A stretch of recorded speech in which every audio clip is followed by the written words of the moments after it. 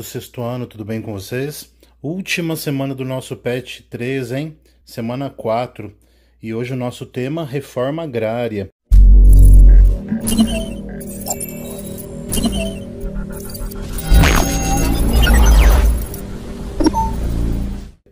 Reforma agrária, gente, é quando o governo expropria, ou seja, ele tira terra de gente que não está usando, dos grandes proprietários, né? De gente que tem muita terra e não está usando. A terra está improdutiva, está abandonada, está juntando mato. E divide lá em vários pedacinhos e faz os assentamentos. Coloca as famílias necessitadas, coloca as pessoas do campo que estão querendo um lugar para morar e para produzir alimento principalmente. Então isso é reforma agrária, tá bom? E ela é muito necessária por causa da estrutura fundiária do Brasil. Sabe o que é isso? Como que é dividida as terras do Brasil? De uma maneira muito injusta, não é mesmo? Pouca gente é dona de muita terra e um monte de gente não é dona de nada praticamente. Então essa é a estrutura fundiária do Brasil, a forma que as terras são divididas. Sabendo isso, vamos então direto lá na atividade 1? Veja aí. Escreva no seu caderno com suas palavras o que é reforma agrária. Acabei de falar, né? E quais os benefícios que ela traz para a sociedade. Pensa bem, o que ela traz de bom ao fato de fazer a reforma agrária? Só pensar um pouquinho, tá muito fácil. 2. Por que no Brasil nunca deu certo, ou quase não deu certo até hoje, de fazer a reforma agrária? E você vai precisar pesquisar um pouco. Mas pensa, quem está perdendo terra que eu falei agora há pouco nessa história da reforma agrária?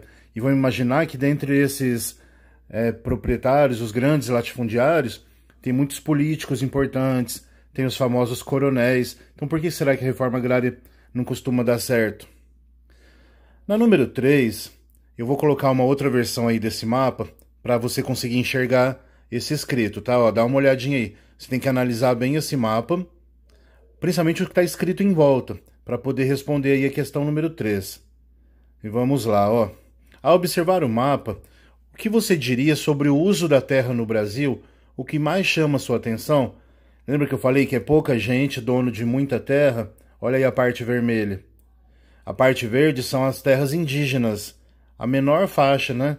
A menor parte do Brasil ficou para os primeiros donos. Os verdadeiros donos do Brasil, que são os índios, né? Acabaram ficando hoje em dia com a menor parte. Então o que chamou a atenção sua só de analisar isso? E a última pergunta, ela trata da agricultura familiar. Observe que essa semana são 4 perguntas. Acho que é a primeira vez, né, que não tem a pergunta 5. Gente, a agricultura familiar, ela está crescendo muito aqui no Brasil, principalmente em Cabo Verde. No nosso caso, o Sindicato dos Produtores Rurais tem ajudado muito as famílias a produzirem, né, essa agricultura familiar. E não sei se vocês sabiam, mas aqui nas escolas estaduais, por exemplo, existe uma lei que toda vez que a direção vai comprar merenda, 1/3 da merenda tem que ser comprada da agricultura familiar. E olha que é bastante, viu? Garanto para vocês que as 2 escolas estaduais aqui compram bastante merenda para durar o ano inteiro, né? Para atender os alunos durante o ano. Então 1/3 tem que ser da agricultura familiar. Então vocês vão dar uma pesquisada para dizer como que está a agricultura familiar aqui no nosso município. E se você tem alguma família que pratica agricultura familiar, você vai contar a sua experiência. Muito fácil, né, gente? Então aguardo aí as atividades. E vocês vão ter aí provavelmente uma semana de descanso, né? E a gente volta no PET 4. Até lá!